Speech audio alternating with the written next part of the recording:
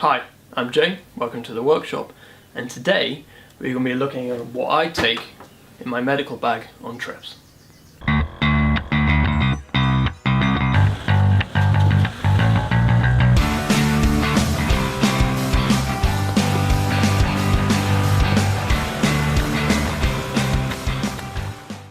So, every couple of months or so I go through this kit bag, which is what travels with me in the back of the Hilux everywhere I go. To be fair, not even just on trips, it just sits in the back seat. Yeah, it does take up quite a bit of space, but we don't use the back seats very often, so it just sits there. It's easily accessible from the rear passenger door on the driver's side, and it holds absolutely everything I need to potentially take care of a patient at the side of the road, at a campsite, absolutely anywhere. It's also the bag I use while I'm on duty as a volunteer medic, so it is a little bit bigger than it probably needs to be, but I wasn't going to make two kits for the same job. So yeah, today we need to go through it, check all the dates and stuff, which I do every 3 months or so, and while we're there we'll explain what I carry, why I carry it, and should you be carrying it as well. So yeah, here's the bag. It's a Plano first responder bag. I'm not entirely sure, I picked it up from SB Services while I was in the UK. They aren't selling them anymore due to the fact is it's not infection control coated, so it hasn't got PVC coated over here, which it can be sterilizedly cleaned, because it's, you know, if there's any blood or anything on it, it stains. So as an infection control standard, if this gets soaked in blood, I'll have to throw it away. But I'm not in that situation very often, so that's not a problem. It's quite a big pack, like I said before. It's got these handy pockets on the outside, which I keep the quick to hand equipment that I need. And the whole system's based off these kind of Tupperware style boxes. So inside the pack, you'll see in a minute, there's a lot of these kind of packs, which makes it a lot easier to organise and keep track of the things. So, start with the side pockets. This is the front, so this is when I put it down on the ground, this is the what's going to greet me. So this is what I've labelled infection control. So there's a handy little gloves pouch to grab a set of gloves when you're dealing with someone. Open it up. Sharps box for obviously your sharps after doing blood sugar readings. Normally this is full of gloves, but I'm running low, so I need to fill that up.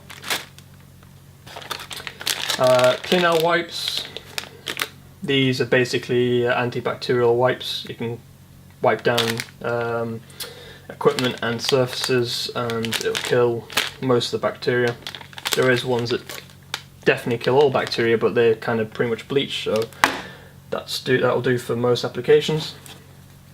This is basically pressurized sterile water, so you just squirt it into a wound, cleans the wound out, and gets all the grit out there before dressing. I've got a single sick bag,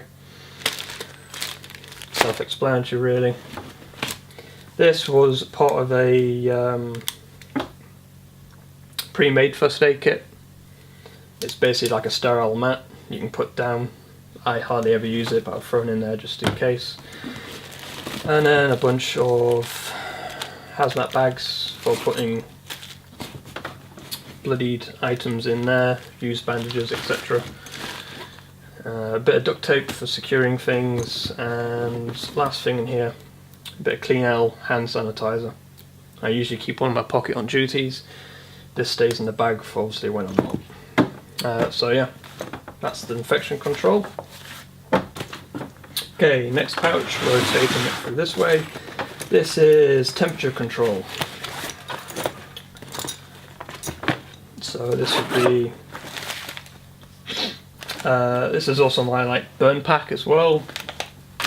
So in the back here, in the pouch, we have some fiery fingers, heat generation maps. So you activate them and they generate heat.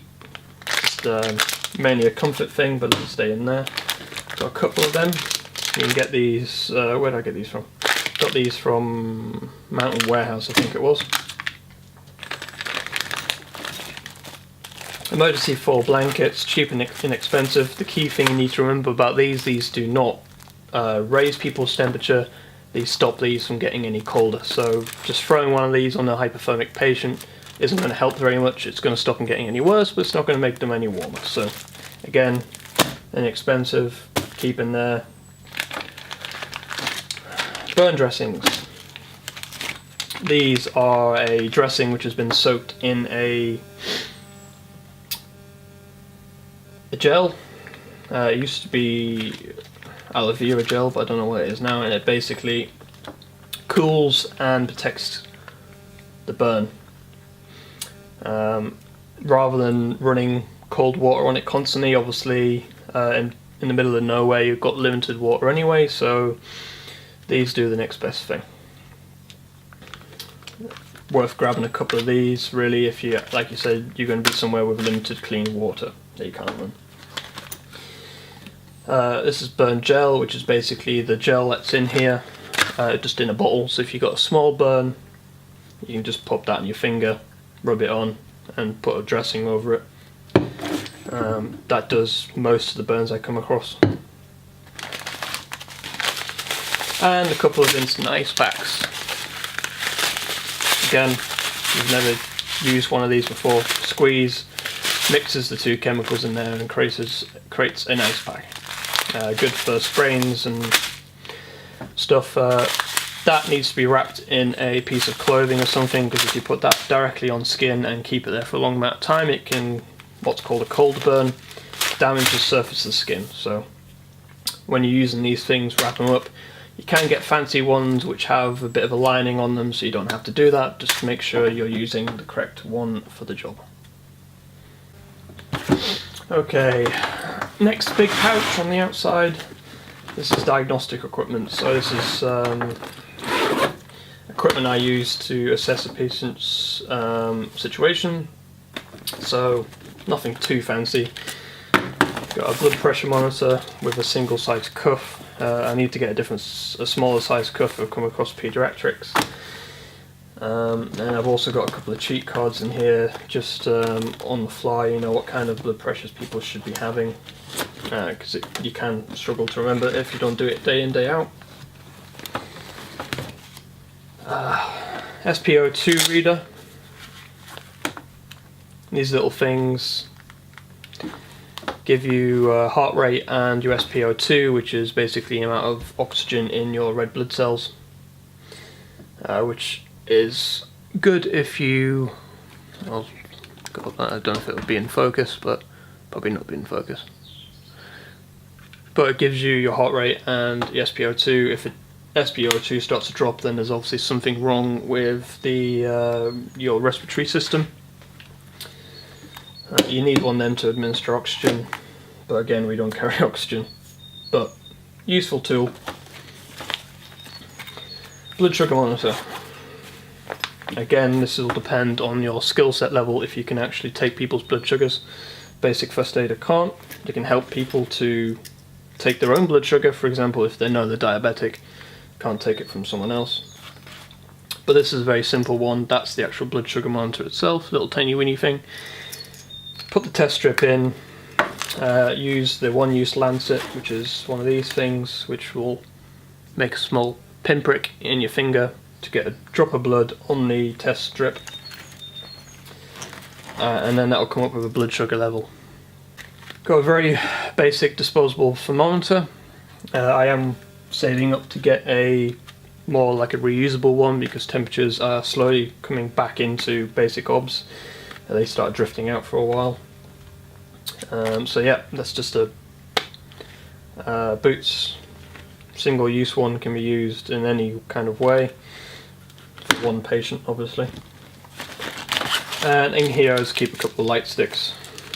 Again, if you're in the pitch black, I carry a head torch on me which has like a little flashing red beacon kind of mode.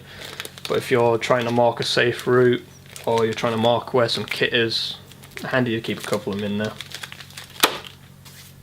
Okay, moving on to this one, which is the pouch I had never hoped to open, other than now. Catastrophic hemorrhage. So this is someone where, if this pouch is open, someone is going to bleed to death very quickly. So in here you've got your cap tourniquet. That goes on, tighten it up, and use the windlass to tighten it up and cut off the blood supply to a limb. Can only be used legs and arms. Can't be used obviously in the groin or the chest area. So that's only so much use for that. Should really carry around another one, but I haven't got around to it yet. This is a modular bandage, so this is similar to an Israeli bandage. Basically just a pressure bandage, so it's got a wad of gauze in there, but it's got like a special plastic cup which puts pressure on the centre of the wound. You put that in a big open gaping wound, and you wrap it around. Has a kind of a mild tourniquet effect if you do it tight enough. But yeah, that's for really big gashes in thighs and stuff. A pair of tough cut scissors for exposing patients, cutting off clothing to see what kind of injuries they have. Hemostatic dressing. This is a piece of gauze which is saturated with the hemostatic dressing. So what hemostatic dressings do is they help form a clot in the injury. These used to be made out of shellfish. Yeah, so they could have only used with people which aren't allergic to shellfish. I think the technology's kind of moved on since then. But again, should only really be used in life or death situations. We're not talking about a small open wound here. We're talking gushing out arterial bleeds. Okay, here we've got a blast bandage. Again, these are a bit OTT for your normal use, but the main reason I carry one is I'm a welder fabricator, so I'm on site quite a lot. I'm also in quite dangerous environments for a living. This lives in the back of the car. If a guy decides to try and chop his own limb off, obviously accidentally with a 9-inch grinder, for example, tourniquet goes on first, but this goes over the stump of the limb to stop any kind of more seepage and to protect the actual open wound itself. So this is a big sheet which comes out, again, like I said, can be wrapped around a stump, or it can be placed on a chest if you've got a lot of chest injuries. Shrapnel wounds is the main kind of reason for them. But then they've got, again, a Simba bandage technique to the modular bandage, and you can wrap it around and secure that injury. Finally, in here is a chest seal, so if you've got an tension pneumothorax or a sucking chest wound or anything like that, this will seal the chest, and it's basically a one-way valve, so let air out but not air back in again. So it can help reinflate a collapsed lung in a penetrating injury as well, for example. Again, if you have the relative training, you'll know what all this stuff is. Okay, so that does it for the outside. This on top, like I was saying before, is the first kind of Tupperware box. This is the basic first aid box. So 90% of the injuries you come across can be dealt with this particular box. Just shove that out of the way for a second. So this is all the contents you'd normally get in a standard health and safety at work first aid box, plus with a couple of added extras. So starting in the top left, got medium dressing, large dressing, and that's falling out.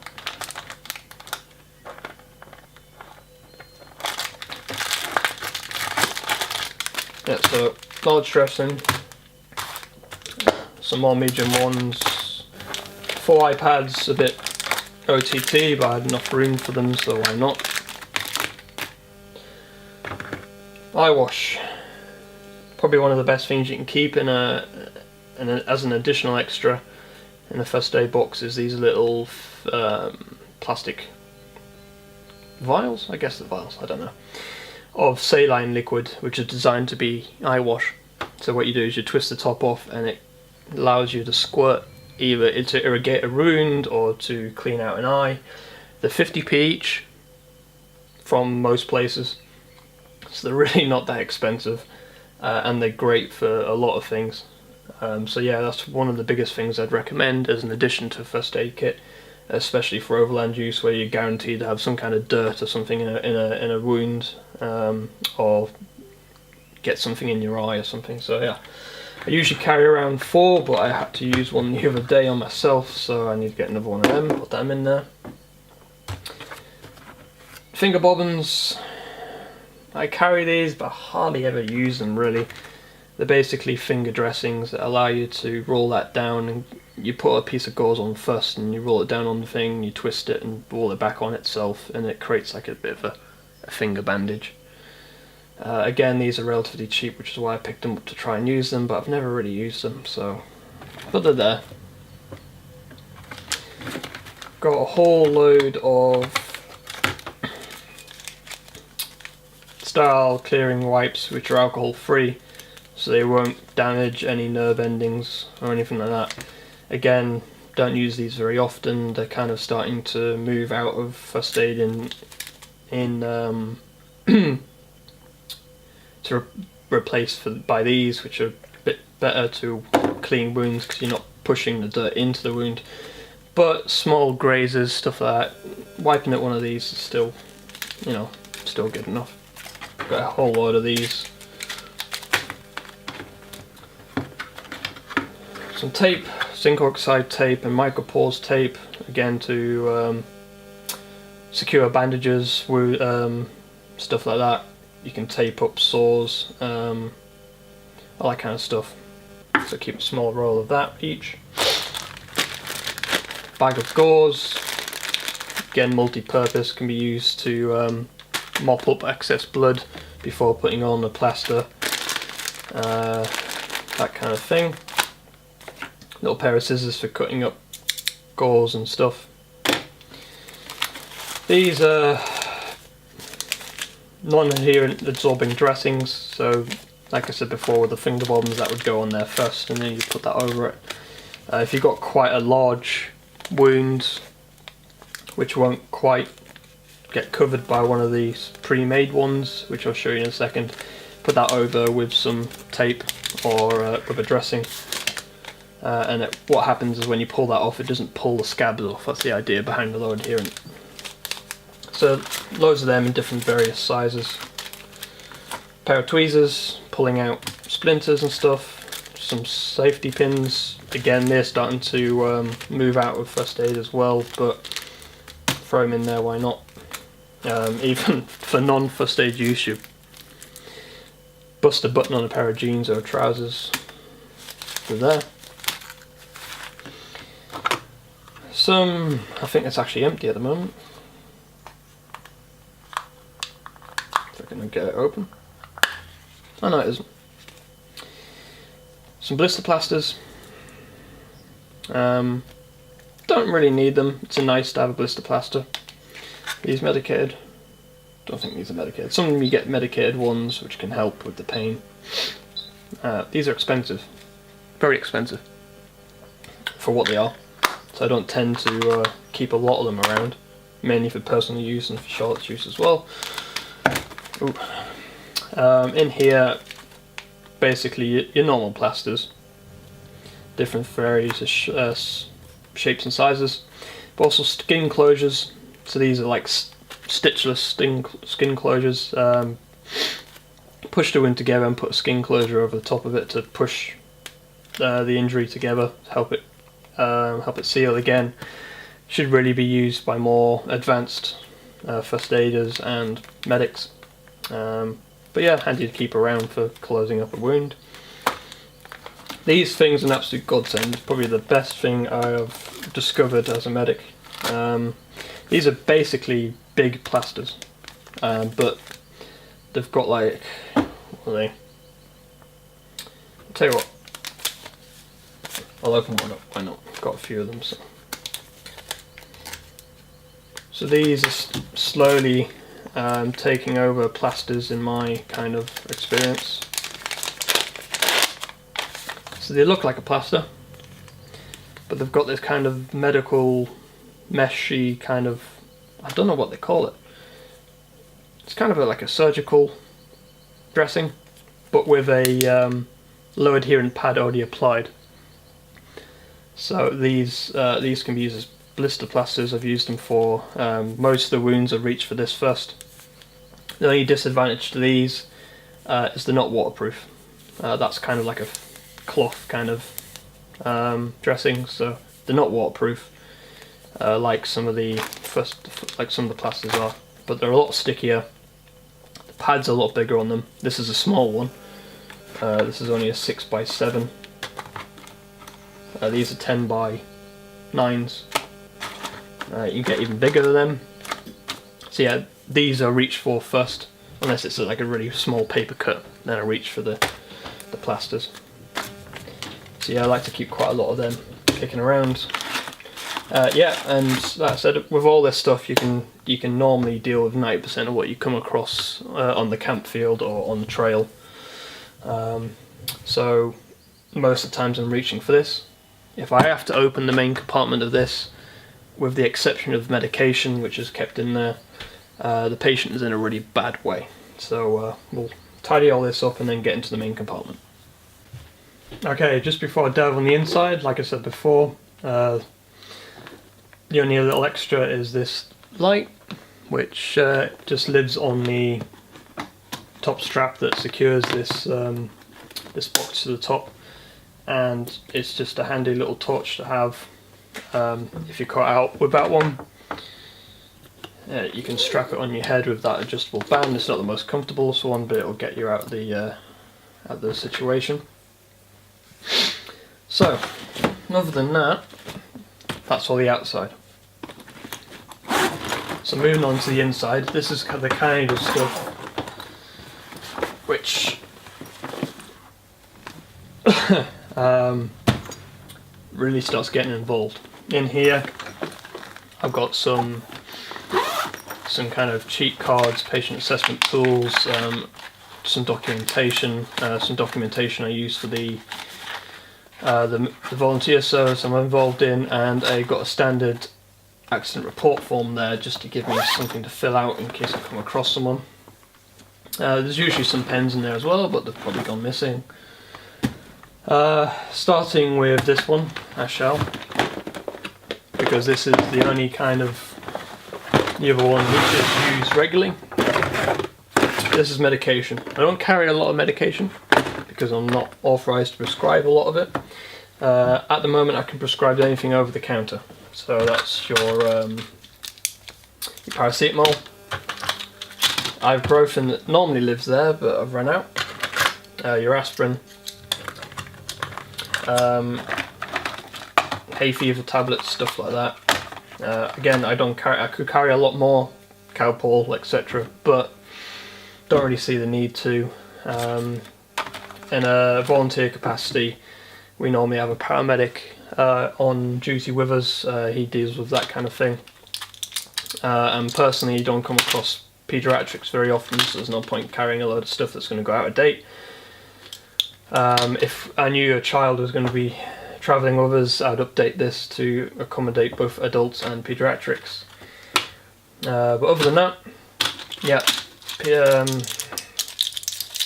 these are taken out of their box, but the dosages for each drug are on there, so all information. It's helpful to retain the information because unless you know them all off by heart, you'll never get the dosages right, and that's the one thing you don't want to get wrong. So yeah, aspirin, which again is not being used as a normal pill inhaler, but it's vital in people suffering from strokes and heart attacks, which a clot is suspected. Got one of these afterbite pens. This is meant to be used on a single person, so that's the only reason I have this particular one. This is for use on myself and immediate members of the family, because it's a dab stick, so it is potential for cross-contamination if you're not careful, so I want to use that on family members and myself. For other people, there's the cream version. It's not as effective, but it's better than nothing, basically.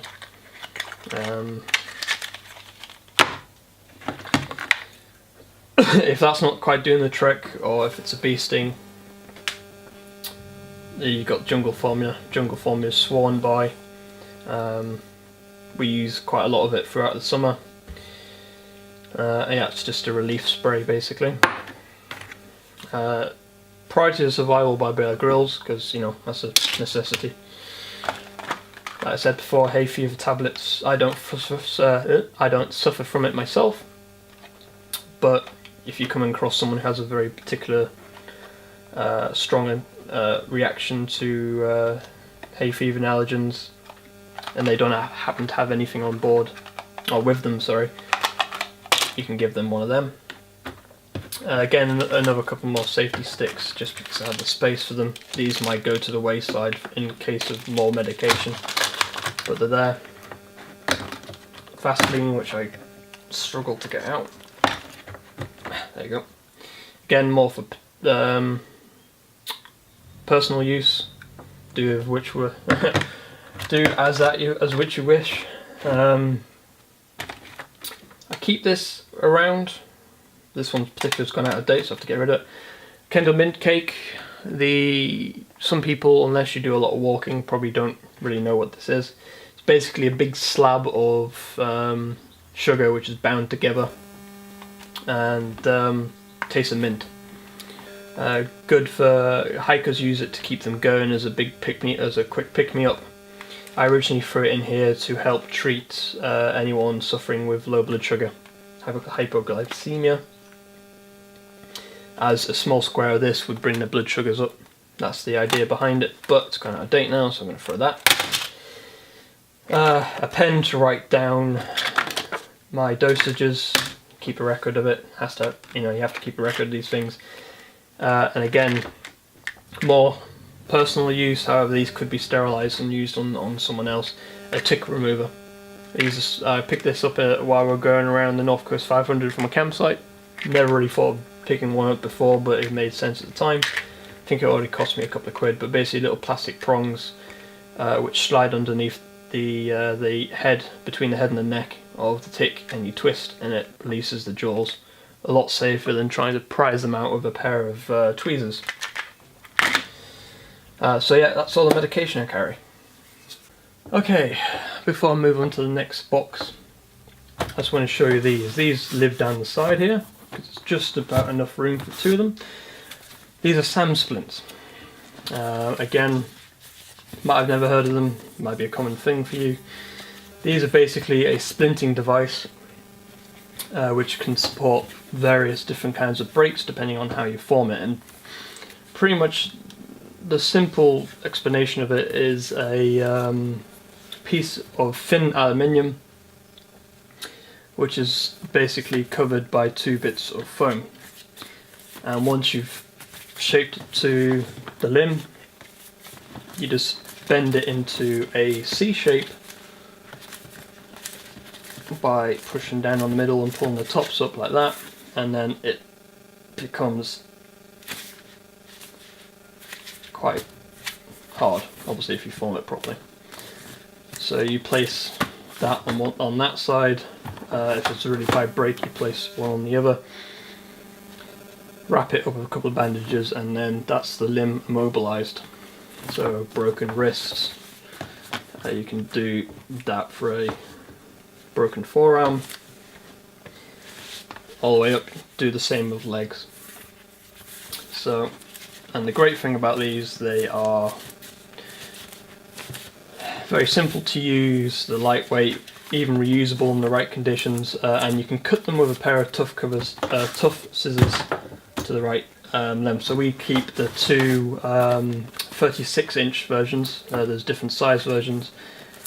My advice would be go for the bigger one. You can always trim it down, and then they just live in there.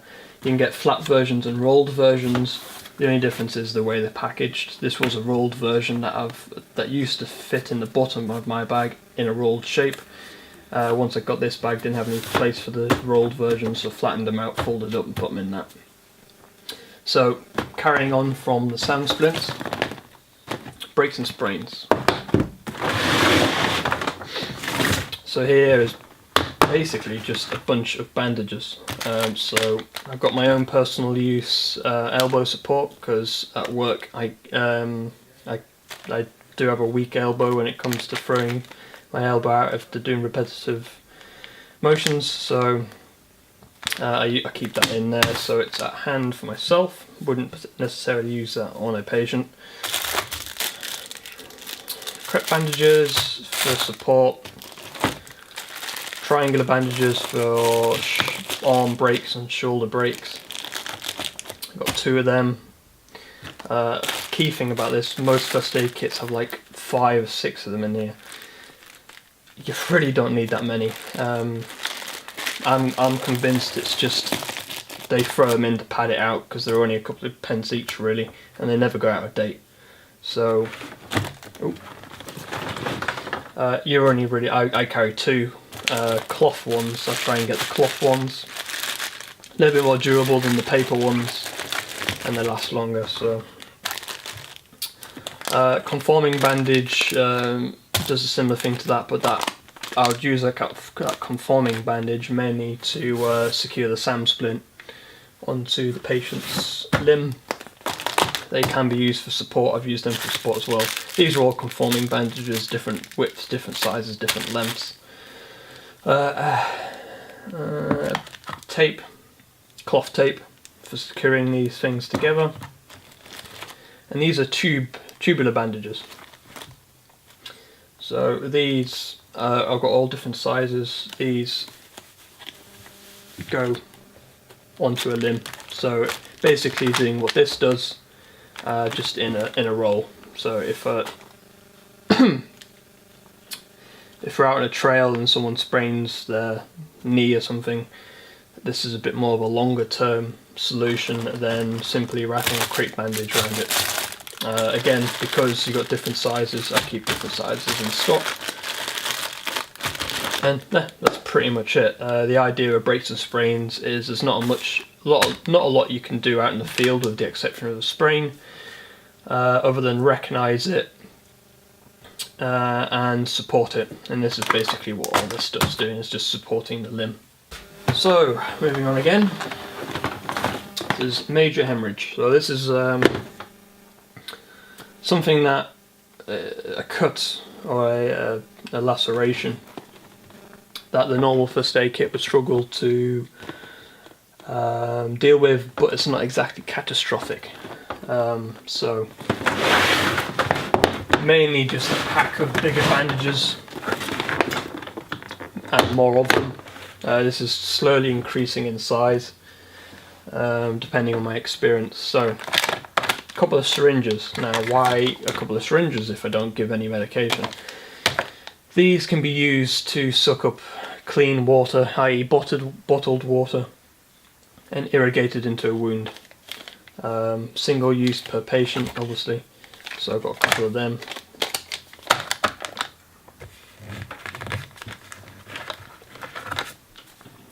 These are just another version of cloth bandage. So basically just more bandages, medium-sized bandage, another large one. This is an ambulance dressing, which is even larger than the large one. So the large one has a dressing size of 18 by 18 centimeters. This one is almost, well, not quite double the size, but 32 by 20 centimeters. So this is quite a big one, you know, a big thigh gash or something. I'm planning on getting another couple of these, but I just wanted to kind of see what I could fit in.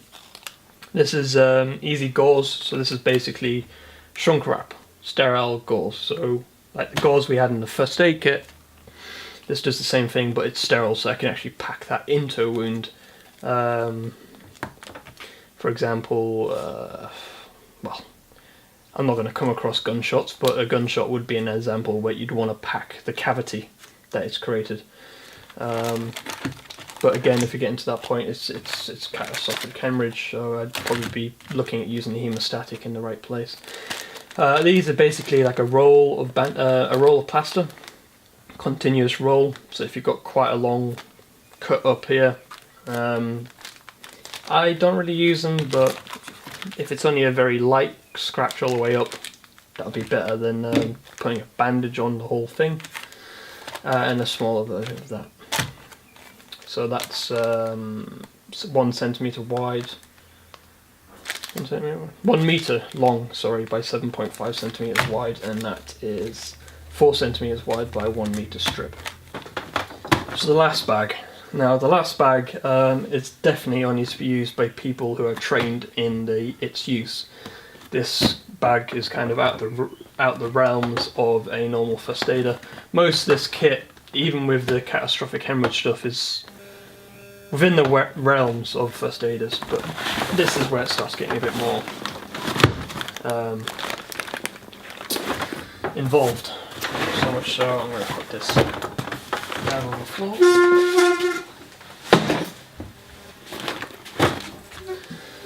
So, this is basically everything to support an airway. So this is only ever pulled out if we have cardiac arrest, any obstructive airway, someone's lost consciousness, someone can't ventilate themselves, can't breathe on their own.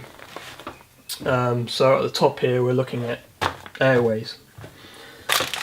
So these are called OPA airways.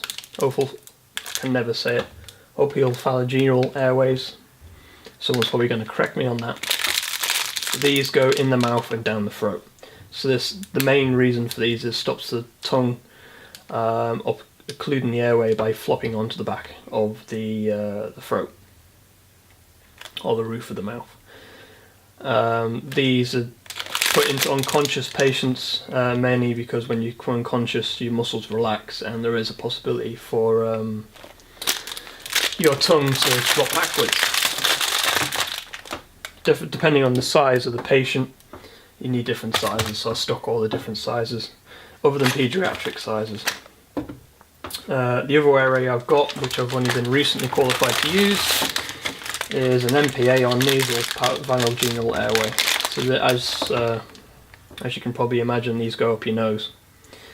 These are preferred over OPAs in facial trauma. So airbags going off, massive facial trauma basically, where jaw might be broken, something along them lines. These with the appropriate lubrication will be inserted into the nasal passage and down into the back of the throat to try and keep it from occluding. So again, carry the 3 major sizes for that. I'll put that back in a minute. These, you need to be trained in its use. These can be inserted wrongly, they can be inserted upside down, they can be the wrong size, so you need to know what you're doing. At the bottom here we have everything ventilation wise, so we've got an airway inserted, now we need to ventilate. These probably are going to be familiar to most of you who watch Casualty and stuff. This is deflated. This is what's called a bag valve mask, or BVM. So this provides positive pressure ventilation, or PPV, and actually physically forces air into the patient's lungs, which then inflate and deflate. Can be used with a more advanced airway, but obviously when I'll be using it with just a simple face mask, which seems to be a bit damaged, but I do have a spare one in there. This can be hooked up to oxygen with the oxygen kit that comes with it, so rather than just forcing air into the lungs, you're forcing 100% oxygen, which further increases the chance of respiratory recovery. Again, don't carry oxygen, but if someone happened to have oxygen or CFR or someone turned up and I was already using my BVM, it can be attached. Last but not least, this is a manual suction device. I'm not going to take it out the packet. Basically a glorified turkey baster. So you put your catheter in there, you squeeze it, put it into the patient's mouth, and as you come out you're sucking out vomit, blood, saliva, anything that's choking the patient's airway, and it deposits it into a bag which you meant to keep so that when they get to hospital they know what has been suctioned out of the patient, which gives them an idea of what's been going on. So yeah, that's my Airway tool. This is only ever really brought out in dire consequences. So that's it, that's everything we carry in our medical bag. I'm not saying this is the perfect setup by far. Every time we do a new bit of training or I go and do another order, something changes, something updated, something better comes out. So what I want you to do is, if you have any suggestions for this kit, or if you have any negative points or even positive points or anything like that, put them in the comments below. I'd love to hear them. I hope this helps you building your own medical bag, and I'll see you later.